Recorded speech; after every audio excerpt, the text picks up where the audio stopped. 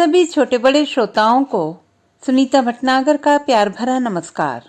Audio stories के हमारे channel कहानी जगत में आप सभी का स्वागत है। हिंदी कहानियों की श्रृंखला में आइए आज सुनते हैं पुष्पा सक्सेना जी द्वारा रचित कहानी उसका सच। बाई आंटी और गाइड अंकल को हम बचपन से देखते आए थे। बाई आंटी जहाँ से आई थी वहाँ स्त्रियों के लिए बाई सम्मान सूचक शब्द होता था, इसीलिए अम्मा उन्हें बाई और हम उन्हें बाई आंटी पुकारते थे। हमारे लिए बाई आंटी एक शापग्रस्त राजकुमारी थी और गाइड अंकल वह राक्षस जिसने उन्हें जबरन अपनी कैद में रख लिया था। उस बेमेल जोड़े को देखकर सब ताज्जुब करते थे। क्या सोचकर मैम से गोरी चिटी सुंदर बाई जी को उनके माँ बाप ने काले मोटे भूत से गाइड साहब के साथ बांध दिया था। एक दिन अम्मा से जब वही बात पूछी तो उन्होंने जोरों की डांट लगाई थी। क्या रंग रूप ही सब कुछ होता है? असली चीज आदमी का दिल होता है। गाइड साहब का सोने का दिल है। खबरदार जो फिर कभी उल्टी सीधी बात की, समझ गई ना? अम्मा की डांट ने दोबारा फिर वही सवाल भले ही ना पूछने दिया था, पर अंतर में वह प्रश्न हमेशा उमड़ता घुमड़ता रहा। इन सब के बावजूद क्रिसमस के दिन हमें गाइड अंकल की सुबह से प्रतीक्षा रहती थी। उस दिन ढेर सारे फल मिठाइयों की टोकरी के साथ बड़ा सा केक लाते गाइड अंकल हमें किसी देवदूत से कम नहीं लगते थे। उनके आते ही हम उन्हें हैप्पी क्रिसमस अंकल की बौछारों से भिगो डालते। अपने इर्द गिर्द जमा बच्चों को देखते ही उनके चेहरे पर स्नेहिल मुस्कान बिखर जाती। हमारी मनपसंद टॉफियां पॉकेट से निकालते हंसते हुए हमें थमाते जाते। ये लो मुन्नी तुम्हारा लॉलीपॉप, और ये रहा मिल्क चॉकलेट हमारे अनुज बेटे के लिए। उस उम्र में हम कभी सोच भी न सके कि जो गाइड अंकल हम बच्चों पर जान छिड़कते थे उनका अपना घर बिन बच्चों के कितना सूना था। गाइड अंकल और बाई आंटी हमारे घर के हर दुख सुख में शामिल थे, पर दादी के कारण उनकी पहुंच घर के बाहर तक ही थी। उनके आने पर उन्हें अलग रखी प्लेटों में ही नाश्ता दिया जाता। बाई आंटी ने जानकर भी शायद उस बात को हमेशा अनदेखा किया था। अपने 2 कमरों के छोटे से घर को बाई आंटी ने ऐसा सजा रखा था कि हम मुग्ध से देखते रह जाते। गाइड अंकल के बनाए कागज के गुलाबों के लिए न कभी हमारी फरमाइश खत्म होती, न उनके हाथ हमारे लिए फूल बनाते थकते। अपनी फरमाइशें पूरी कराते हम सोच भी नहीं पाते कि हमने उनका पूरा दिन अपने नाम करा लिया था। गाइड अंकल का सामान खरीदने बिकवाने की दलाली का काम उन दिनों जोरों से चल रहा था। अपना सामान बेचकर अंग्रेज परिवार अपने देश वापस जा रहे थे। उन दिनों उनके प्रति लोगों के मन में द्वेष भाव भले ही रहा हो, पर उनके सामान के लिए हिंदुस्तानियों के दिल में बहुत मोह था। मोहल्ले का शायद ही कोई ऐसा घर होगा जहां गाइड अंकल की मदद से कोई फर्नीचर, सजावटी सामान, पर्दे, गलीचे या क्रॉकरी न आ गई हो। उन चीजों को बिकवाने के लिए उन्हें अंग्रेजों से अच्छा कमीशन मिल जाया करता था। सामान बिकवाने में गाइडेंस के कारण ही अंग्रेजों ने उन्हें मिस्टर गाइड का खिताब दिया था। बाद में यही नाम उनका परिचय बन गया था। उन दिनों उनके घर रोज चिकन मीट पकता था। हमारे घर में उनके लिए अलग बर्तन रखे जाने का एक यह भी कारण था। अम्मा और दादी मीट देख भी नहीं सकती थी। अम्मा जब अचानक ज्यादा बीमार पड़ गईं तो हम सब घबरा गए थे। उस वक्त बाई आंटी ने पूरे घर और अम्मा को संभाला था। रात भर अम्मा के माथे पर पानी की पट्टी बदलती बाई आंटी न जाने कब अपने घर के काम निपटाती। दीनू की माँ से हमारे लिए चाय नाश्ता बनवा कर अम्मा की तरह प्यार से खिलाती थी। अम्मा के किचन में उनका प्रवेश निषिद्ध था, पर उन्होंने कभी इस बात का बुरा नहीं माना।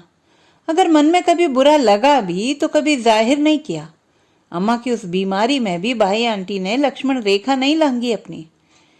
अब सोचती हूँ तो समझ में नहीं आता कि अपने लिए किसी की घृणा को क्या उस तरह मान दिया जा सकता है? क्या वह इसी धरती पर जन्मी थी? अम्मा के पानी मांगने पर वह हम में से किसी को पुकारती थी। खेल छोड़कर आने पर हमारी झुंझलाहट स्वाभाविक ही होती। भला ये भी कोई बात हुई? सारा काम कर सकती हैं, अम्मा के मुंह में 2 बूंद पानी नहीं डाल सकती। हम झुंझलाते, नहीं डाल सकती बिटिया, वरना तुम्हारी अम्मा का धर्म भ्रष्ट हो जाएगा। अपनी मजबूरी वह किस आसानी से बता जाती। बाई जी और गाइड साहिब क्रिस्तान थे। हम बच्चों ने उनकी बाजार से लाई हुई मिठाई खूब खाई, पर उन्होंने हमेशा यह ध्यान रखा कि उनके घर में पकाया खाना हम कभी ना चखें। हालांकि बाई आंटी अपने घर में बहुत अच्छा खाना बनाती, पर हमें उसका अंश भी नहीं देती। कभी कभी हमें उनकी कंजूसी पर बेहद गुस्सा आता। अपने लिए इतना अच्छा खाना बनाती हैं और हमारे लिए रद्दी केक बाजार से लाती हैं, हम आपसे नहीं बोलेंगे। नन्ही कविता को गोद में उठाती बाई आंटी की आंखें भर आती। नहीं बिटिया रानी, हम तो तुम्हारे लिए बाजार से सबसे बढ़िया केक लाए हैं। ये हमारा खाना तो एकदम खराब है, देख लेना जो हम इसे मुंह में भी डालें। शायद बाई आंटी उस दिन सचमुच खाना नहीं खाती थी। उम्र की सीढ़ियां फलांगते हमारे जीवन में बाई आंटी और गाइड अंकल का महत्व कम होता गया। हमारे साथ अम्मा की भी व्यस्तताएं बढ़ती गईं। बड़ी दीदी की शादी, फिर भैया का विवाह निपटाती अम्मा से बाई कब कहाँ छूट गई पता ही नहीं चला। शादी ब्याह के मौकों पर पुराने विचारों वाले परिवार के सामने बाई आंटी का प्रवेश निषिद्ध सा था। कभी आ जाने पर अम्मा जैसे घबरा सी जाती। बड़ी ताई, चचिया सास की तरेड़ती निगाहों से वह डर जाती। जल्दी से उन्हें किसी बहाने वापस भेजकर अम्मा चैन की सांस लेती। फिर भी चचिया सास बड़बड़ाती ही जाती, तुमने तो बहु हद ही कर दी, जात को जात कुछ नहीं देखती, हमारा भी धर्म भ्रष्ट करोगी। अम्मा की विवशता बाई आंटी ने समझ ली थी, इसीलिए बड़ी दादी की शादी में साड़ी का पैकेट दूर से थमाकर वापस चली गई थी। अम्मा खाने के लिए आग्रह करती ही रह गई थी। बड़ी दीदी की शादी के बाद घर में सन्नाटा सा छा गया था। बीए के लिए मुझे लखनऊ जाना पड़ा था। घर छोड़ते वक्त खूब रोई थी, पर कॉलेज के जीवन ने जल्दी ही घर का बिछो भुला दिया था। हॉस्टल की दुनिया ही निराली थी।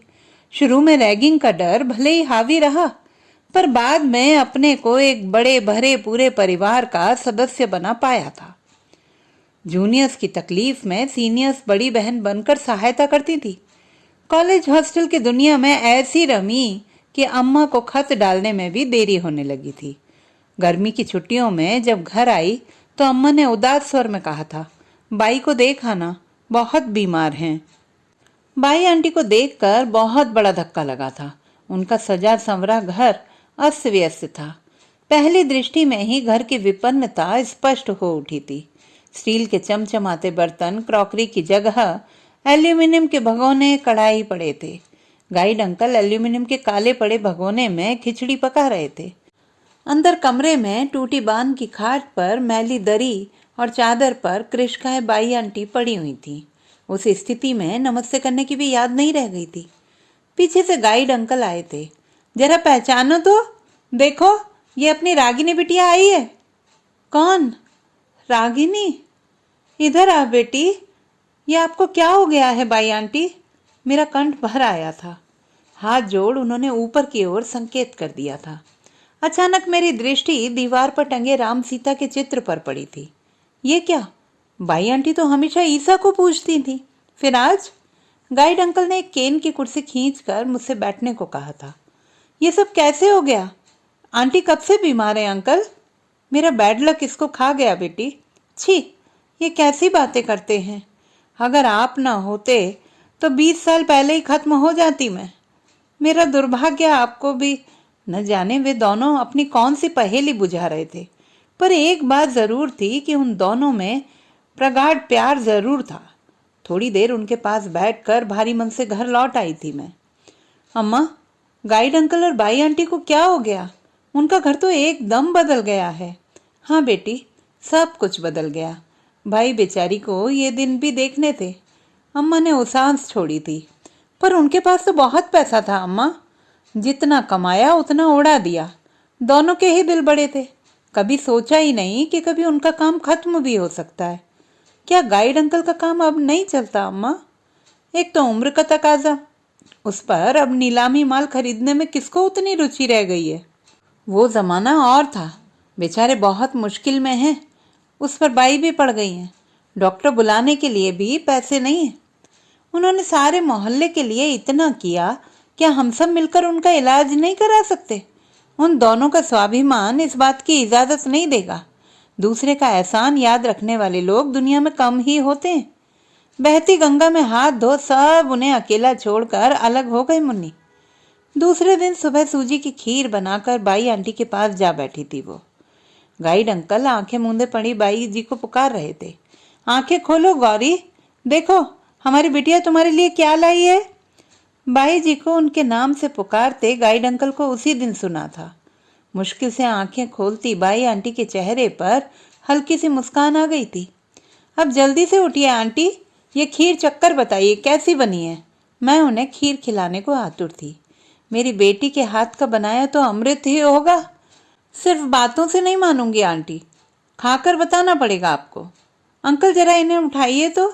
हाथ का सहारा दे हमने उन्हें तकिए के सहारे बैठा सा दिया था। चम्मच से खीर उनके मुंह तक ले गई तो उनकी आंखों से झरझर आंसू झरने लगे थे। ये क्या, आप रो रही हैं आंटी? गाइड अंकल ने आगे बढ़कर प्यार से उनके आंसू पहुंचे थे। अपनी नम आंखें छिपाने के लिए वे हमें अकेला छोड़कर बाहर चले गए थे। तो कुछ देर तो बैठेगी ना बिटिया, मैं अपने काम निपटा कर आता हूँ। हाँ हाँ अंकल, आप आराम से जाइए, मैं हूँ ना आंटी के पास। मुश्किल से 1-2 चम्मच खीर गले से उतार कर बाई आंटी निढाल पड़ गई थी। उस जन्म में जरूर तू मेरी ही बेटी रही होगी। क्यों, इस जन्म में आपकी बेटी नहीं हूँ? मैंने मान दिखाया था। इस जन्म की बेटी न जाने कहाँ होगी, कैसी होगी। उनकी आंखें फिर भर आई थी। आपकी कोई बेटी है आंटी? उन्हें निरुत्तर पाकर मैंने जिद पकड़ ली थी। कहाँ है आपकी बेटी?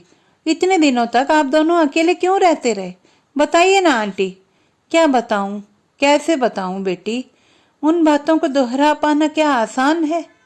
न बताकर ही आपने अपनी ये हालत बना ली है भाई आंटी। जानती हैं, मन में छिपाकर रखी गई बात नासूर बन जाती है। ठीक कहती है बेटी, पर वे बातें दोहरा पाना आसान नहीं है बिटिया। आपकी बेटी हूँ, अपना दुख दर्द मुझे सुनाकर जरूर चैन पाएंगी। कोशिश तो कीजिए। जो सुनाऊं उसकी कहानी लिख सकेगी मुन्नी? बाई आंटी की आंखें हल्के से चमक उठी थी। पर मैंने तो कभी कोई कहानी नहीं लिखी आंटी। तब रहने दे, क्या करेगी सुनकर? जी चाहता है मेरी कहानी वह पढ़े, मेरे मन की बात जान ले। मेरी बेटी तो मेरा दुख समझेगी ना मुन्नी, मेरी कहानी लिखेगी मुन्नी। ठीक है आंटी, मैं आपकी कहानी ज़रूर लिखूंगी, पर वह छपेगी या नहीं इसका वादा नहीं कर सकती। मेरे लिए इतना ही काफ़ी है बेटी, वरना इस दुनिया से जाने के बाद भी दिल का बोझ चैन नहीं लेने देगा। ऐसा क्या था आंटी? समझ लीजिए इस वक्त आपके पास आपकी बेटी ही बैठी है। अपना दायां हाथ उठाकर बाई आंटी ने मेरे हाथ पर रख दिया था। 2 पल आंखें मूंद कर मानो वह शक्ति का संचय कर रही थी। धीमे स्वर में उन्होंने फिर अपनी कहानी शुरू की थी। उस दिन सुबह सुबह बा ने जगाया था। जल्दी उठ गौरी, घर में त्योहार है, तू घोड़ा बेचकर सो रही है। बा की बात सुनते ही नींद गायब हो गई थी। अरे आज ही तो गणेश चतुर्थी है। पिछले कितने दिनों से शारदा दीदी हमारे नृत्य का रिहर्सल करा रही थी। इस बार के समारोह में हमारे गरबा ग्रुप को सबकी वाहवाही पानी थी। जल्दी से नहा धोकर रंगोली सजाने बैठी थी। मेरी रंगोली हमेशा सबसे सुंदर ठहराई जाती थी। आज भी मुझे ही बाजी जीतनी थी। बा तरह तरह के पकवान बनाने में व्यस्त थी। नृत्य के लिए बा ने मेरे लिए कीमती गुलाबी जरी काम का लहंगा सेट बनवाया था। लग रहा था कैसे जल्दी से रात आ जाए और मैं सितारों जड़ी अपनी चुन्नी ओढ़कर गरबा करूं। आखिर वह क्षण आ ही गया। तारों भरे आकाश के साथ सितारों जड़ी ओढ़नी ओढ़े हम ढेर सारी लड़कियों के आगे चांद भी शर्मा गया था। नृत्य के बाद थाल भर मिठाइयाँ सबको मुझे ही देनी थी। उस दिन मैं गांव के जमींदार की लाडली बेटी नहीं, सबकी दुलारी बिटिया बन आशीष पाती थी। इस परंपरा को बापू ने शुरू किया था। सबसे आशीर्वाद पाना मेरा गौरव था। वहीं उस रात उसने मुझे देखा था। मिठाई के लिए न हाथ बढ़ाया न कुछ कहा, बस अपलक मुझे निहारता रह गया। संकोच से मैं मर ही गई थी। धीमे से कहा था, मिठाई लीजिए। मुझे मिठाई नहीं, मिठाई वाली चाहिए। धीमे से कहे उसके शब्दों पर मैं रोमांचित हो उठी थी। छी, हाथ का थाल पीछे खड़ी दासी को थमाकर घर के अंदर भाग गई थी। सांस धौंकनी सी चल रही थी। बार बार उसका सलोना मुखड़ा आंखों के आगे नाच रहा था। कौन था वह? पहले तो उसे कभी नहीं देखा। जब से 16 साल पूरे कर 17वें में आई थी, बा मेरी शादी के लिए चिंतित हो उठी थी। उन्हें मेरा नदी सा उमड़ता रूप यौवन डराता था। कहीं ऊंच नीच हो गई तो खानदान की नाक कट जाएगी। और मैं थी कि खुली बछेरी सी इधर उधर डोलती ही रहती। सावन का झूला झुलाती सहेलियां गीत गाते गाते अचानक रुक गई थी। क्या हुआ, गाती क्यों नहीं? झूले की ऊंची पैंग पर चढ़ी मैं आसमान छू रही थी। खिलखिलाती हंसती सखियों ने पीछे की ओर इशारा किया था। अरे ये तो वही था, न जाने कब कहां से आकर वह मुझे झुला रहा था। घबराकर ऊंची पैंग पर चढ़े झूले से नीचे कूद पड़ी थी। घुटने बुरी तरह छिल गए थे, आंखों में सावन उमड़ आया था। सबसे पहले उसी ने आकर उठाया था, हाथ जोड़कर माफी मांगी थी। घावों को इतने हल्के से सहलाया मानो उसके हाथ नहीं सेमल की रुई थी। सहेलियां न जाने कब खिसक ली। उसके कंधे पर सिर रखकर सिसक उठी थी। नहीं गौरी नहीं, इन आंसुओं के लिए जो चाहे सजा दे दे। कसम है जो उफ भी करूं। तुम मुझे क्यों परेशान करते हो? मैं तुमसे प्यार करता हूँ, इतना प्यार जिसमें सारे समंदर समा जाएं। पर मैं तुमसे नहीं करती। बा कहती हैं ये गंदी बात होती है। तुम्हारी बा गलत कहती हैं। वो तुम्हारे बापू को प्यार करती हैं, क्या ये गंदी बात है? बाकी तो बापू से शादी हुई है, मैं भी तुमसे शादी करूंगा, उसने दृढ़ स्वर में कहा था। हमें ऐसी बातें अच्छी नहीं लगती। शर्माकर हथेलियों में मुंह छुपा लिया था। फिर कैसी बातें अच्छी लगती हैं? वही करूंगा। वह हंस पड़ा था। कैसी भी नहीं, अपने को उसकी पकड़ से छुड़ाकर भाग गई थी वह। मेरे पीछे वह हंसता खड़ा ही रह गया था। बापू को अपने ब्राह्मणत्व का बहुत गर्व था। मेरा वर कुल गोत्र में ऊंचा ही होना चाहिए। एक लौती बेटी के लिए उनके न जाने कितने सपने थे। कोई प्रस्ताव उन्हें भाता ही नहीं था। उससे मेरी अक्सर मुलाकातें होने लगी थी। सहेलियों को उसने न जाने कैसे मोहाविष्ट कर लिया था कि वे उसके गीत गाते न थकती थी। इन सब के बावजूद उससे मेरी शादी असंभव थी। कुल गोत्र आर्थिक स्थिति किसी भी तरह वह हमारे परिवार के बराबर नहीं बैठता था। बापू की जिद और क्रोध से पूरा खानदान डरता था। उनके सामने वह प्रस्ताव रखने की हिम्मत भी दुस्साहस ही था। सब कुछ जानते हुए भी उसकी बुलाहट पर कोई न कोई बहाना बना मैं पहुंच ही जाती। बा को शिकायत होने लगी थी कि अब मैं उनके पास रहते हुए भी सहेलियों के पास पहुंचने को व्याकुल रहती हूँ। बापू ने मेरे लिए घर वर की जोरों से तलाश शुरू कर दी थी। उस दिन घर में खूब तैयारियां हो रही थी। बा उमगी उमगी सी घर सजाने में व्यस्त थी। मुझे अच्छे कपड़े पहनकर तैयार होने के लिए कहा गया था। मेरे विस्मय पर बा ने प्यार से मेरी ठोड़ी उठाकर माथा चूम लिया था। मुंह लगी दासी कन्या ने कान में फुसफुसाकर बताया था, अरे दीदिया रानी, आज आपके वो आ रहे हैं, समझ गई ना? मैं सुन्न पड़ गई थी। अब क्या होगा? उससे बिछुड़कर जीते जी मर जाऊंगी। बा से थोड़ी देर के लिए अपनी सहेली राधा से मिलाने का बहाना बनाकर घर से बाहर आ सकी थी। पूरी बात सुनते ही वह गंभीर हो गया था। आज हमारे इम्तिहान की घड़ी आ ही गई गौरी। अब इसी पल तुम्हें मुझे या अपने परिवार में से किसी एक को चुनना है। बोलो तुम्हारा क्या फैसला है?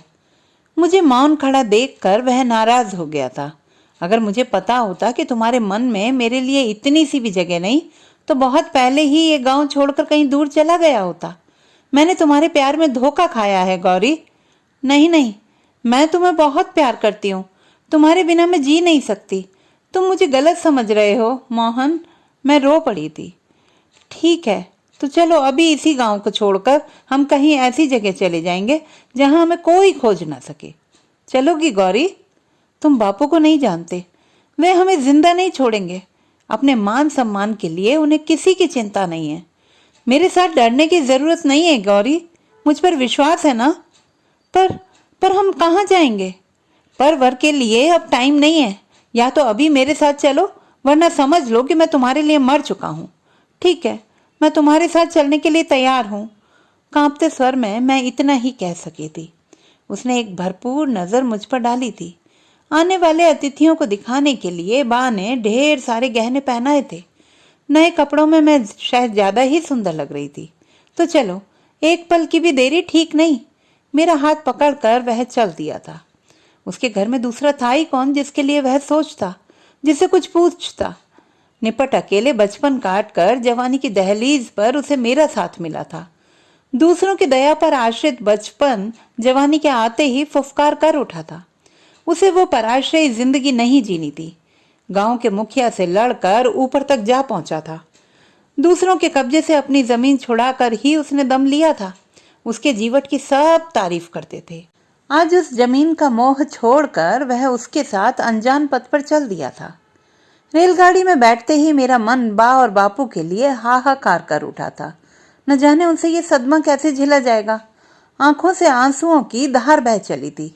आसपास के मुसाफिर चौंक गए थे। तभी उसने बात बनाई थी। शादी के बाद पहली बार माँ का घर छोड़ा है ना, इसीलिए माँ की याद आ रही है। 2-4 स्त्रियों ने मुझे ढाढ़स भी बंधाया था। अरे लड़की की जात को ये दुख झेलना ही पड़ता है। कहीं जन्म ले और कहीं और जा बसे। धीरज धर बेटी, बाद में यहीं पर आया घर अपना लगने लगेगा। रेलगाड़ी की लंबी 2 रातें बिताकर हम इलाहाबाद के पास फूलपुर पहुंचे थे। उसके पास जो पैसे थे उनसे 2-4 दिन धर्मशाला में कट गए थे। उसके बाद गहनों का नंबर आया। इस बीच धर्मशाला के चौकीदार की मदद से एक सेठ के यहाँ उसे पहरेदारी का काम मिल गया था। जिंदगी चल पड़ी थी। कभी अपने घर को याद कर खूब रोती, पर जीवन के अभावों पर कभी नहीं रोई। कुछ दिनों से पड़ोस की कोठरी में एक क्रिश्चियन परिवार आकर रहने लगा था। पुरुष एकदम काला भुज और पत्नी एकदम जैसे परी कन्या। हम दोनों उस बेमेल जोड़ी पर खूब हंसते। पुरुष अपनी पत्नी की हर मांग पूरी करने में ही जीवन को सार्थक करता था। पत्नी भी उसके आते ही फरमाइशों की पिटारा खोल कर बैठ जाती। बेचारा थका मांदा पति फिर फरमाइशें पूरी करने में जुट जाता।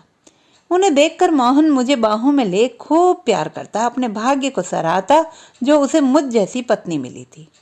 कुछ दिनों से सुबह सुबह मितली आती देखकर वह मुझे डॉक्टर के पास ले गया था। डॉक्टरनी ने मुस्कुराते हुए बधाई दी थी।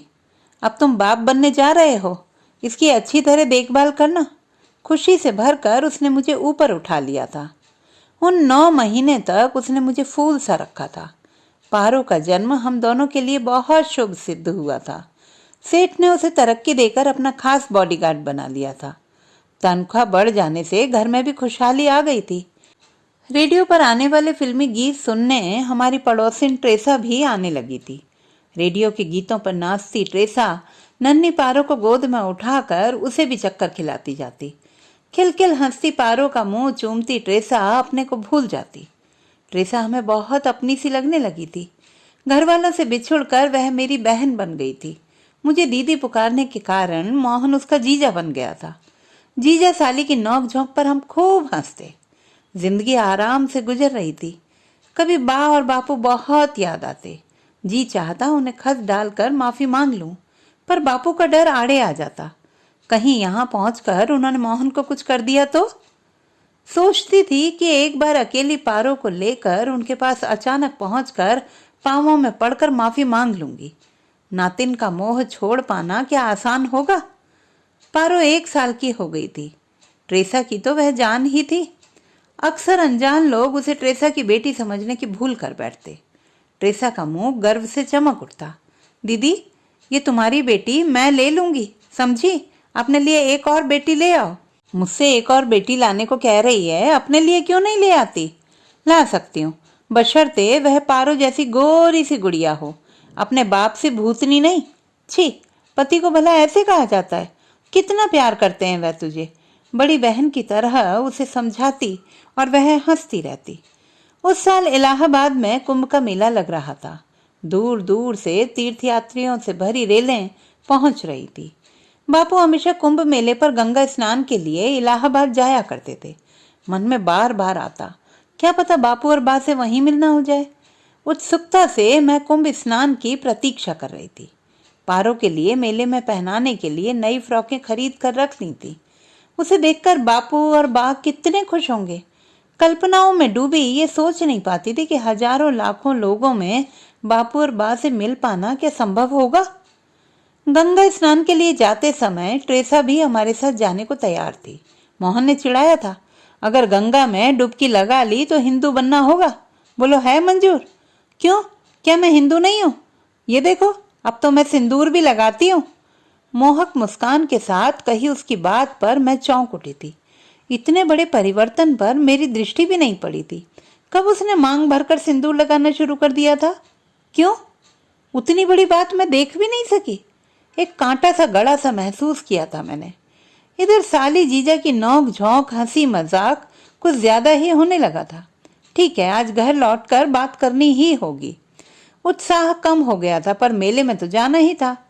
मेले की रौनक में मन का अवसाद छट सा गया था। पिता के कंधे पर चढ़ी पारो ताली बजाकर हंस रही थी। गंगा में डुबकी लगाकर पास के हनुमान मंदिर में प्रसाद चढ़ाने अकेले ही जाना पड़ा था। मंदिर के भीतर जाने को ट्रेसा तैयार नहीं थी। उसके साथ मोहन को भी बाहर रुकना पड़ा था। भीड़ में पारो को साथ ले जाने की तो बात ही बेकार थी। उन दोनों को साथ छोड़ते न जाने क्यों अच्छा नहीं लग रहा था। जल्दी जल्दी पूजा कर बाहर आई थी। पूरे समय भगवान के ध्यान के साथ उन दोनों का साथ याद आता रहा। बाहर वे कहीं नहीं थे। आंखें फाड़ फाड़ कर चारों ओर देखती मैं पागल हो रही थी। शायद भीड़ में इधर उधर हो गए हों। पारो का नाम ले पागलों की तरह दौड़ते देखकर मेले के स्वयं सेवकों ने पुलिस केंद्र तक पहुंचा दिया था।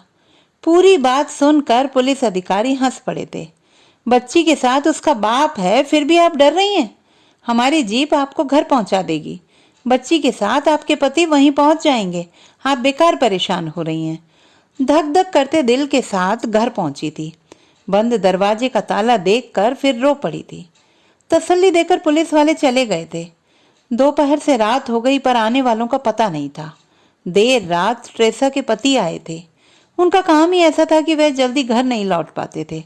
इसीलिए ट्रेसा का ज्यादा समय हमारे साथ बीतता था। सब देख सुनकर वह भी घबरा गए थे। अपने कमरे का ताला खोलने के काफी देर बाद वे फिर आए थे।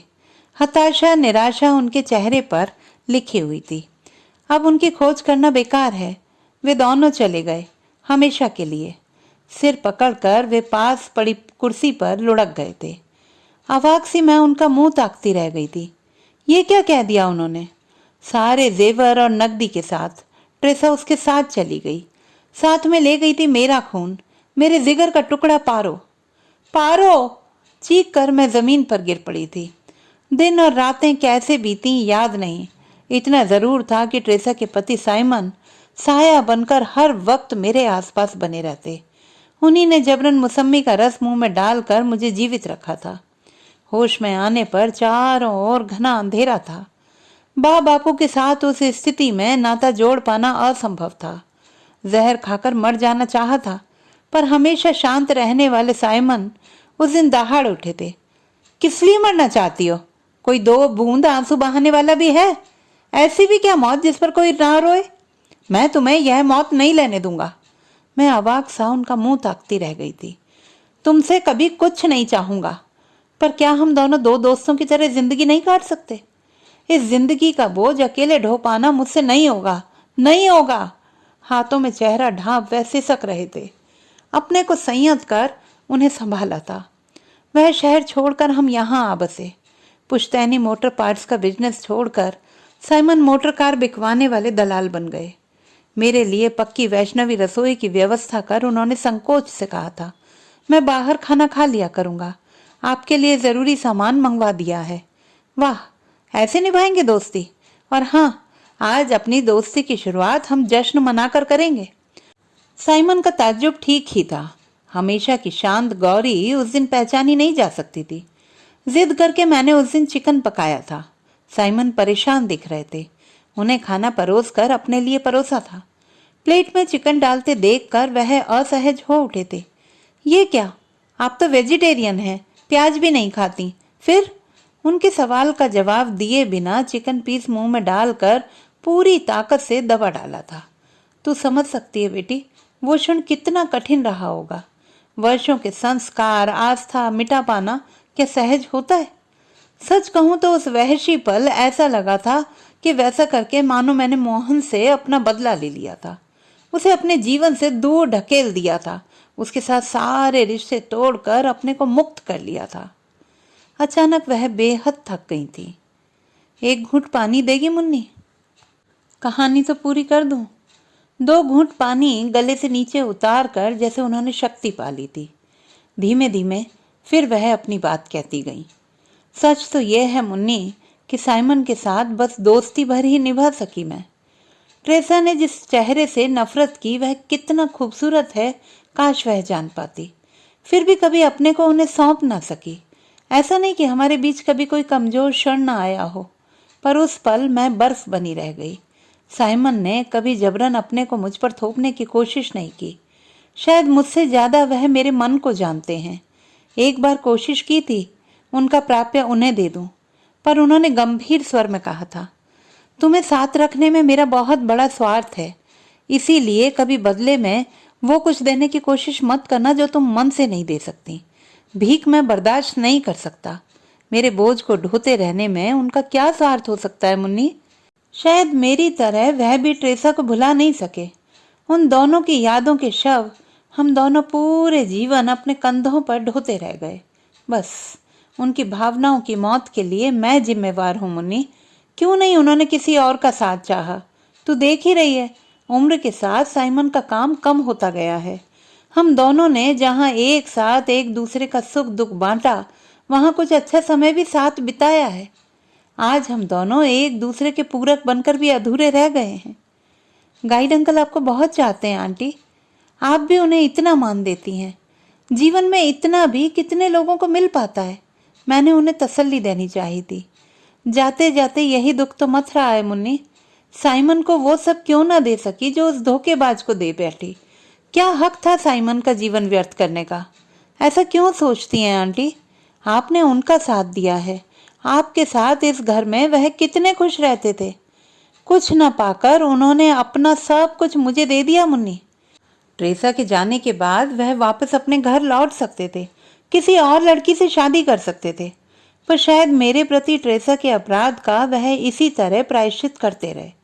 वह बहुत महान है, जानती है, हमेशा वह मेरा मन पढ़ते रहे हैं। मेरी बीमारी में न जाने कब ईसा के चित्र की जगह मेरे राम और सीता का चित्र यहाँ लगा दिया। वे जानते थे कि सब कुछ बदल जाने पर भी भगवान के प्रति अपनी आस्था मैं नहीं बदल सकी थी। मेरे अंतर मन में हमेशा राम सीता ही मेरे आराध्य रहे हैं। कुछ रुककर फिर उन्होंने कहना शुरू किया था, इस जाति बेला ऐसा लग रहा है पूरी जिंदगी अपने को धोखा ही देती रही। अनजाने अनचाहे साइमन को बहुत प्यार करती रही, पर मेरे संस्कारी मन ने कभी उन्हें स्वीकार नहीं करना चाहा, न जुबान ने साथ दिया। आज बार बार यही लग रहा है कि मेरे बाद कैसे जिएंगे वह? कौन है उनका? काश पारो जैसी एक बेटी उन्हें दे जाती तो छोड़ जाना आसान होता। उन्हें यूं अकेला छोड़ते कलेजे में हूक उठ रही है मुन्नी। बाई आंटी रो रही थी। आप ऐसी बातें मत कीजिए आंटी, आप कहीं नहीं जाएंगी, कभी नहीं जाएंगी। उनके साथ मैं भी रो रही थी। अगर तेरी कहानी पढ़कर कभी मेरी पारो तेरे पास आए ना, तो तू उसे बता सकेगी ना मुन्नी? उसका पिता वो धोखेबाज नहीं, वो तो एक चोर है जो मेरी बेटी छीन ले भागा था। उसका पिता साइमन है, जिसने उसकी माँ को प्यार, सम्मान और संरक्षण दिया है। बता मुन्नी, मेरा ये काम कर सकेगी ना?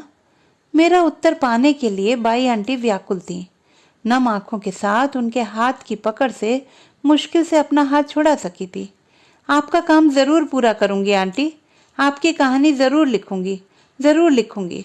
दृढ़ शब्दों में अपनी बात दोहराती घर वापस आई थी। पूरी रात सोते जागते शायद सुबह गहरी नींद सो गई थी। भाई आंटी के मन की बात गाइड अंकल को बताने का निश्चय कर मन हल्का हो आया था। अम्मा के झकझोरने पर चौंक कर उठी थी। उनकी आवाज बेहद घबराई हुई थी। उठ मुन्नी, बाई हमें छोड़कर हमेशा के लिए चली गई। क्या? कैसे अम्मा? कल शाम को तो उन्हें ठीक ठाक छोड़ कर आई थी। न जाने कब रात में दिल का दौरा पड़ा। डॉक्टर बुलाने की भी मोहलत नहीं दी बाई ने। जिंदगी भर सबकी सेवा की, पर जाते समय किसी को आवाज भी नहीं दी। गाइड साहब का बहुत बुरा हाल है। अम्मा रो रही थी। पीछे से आती अम्मा की पुकार अनसुनी कर मैं बाई आंटी के घर की ओर दौड़ चली थी। तो दोस्तों, ये थी हमारी आज की कहानी। आपको कैसी लगी कमेंट बॉक्स में लिखना ना भूलें। चैनल को सब्सक्राइब करें, लाइक करें और मित्रों के साथ शेयर करें।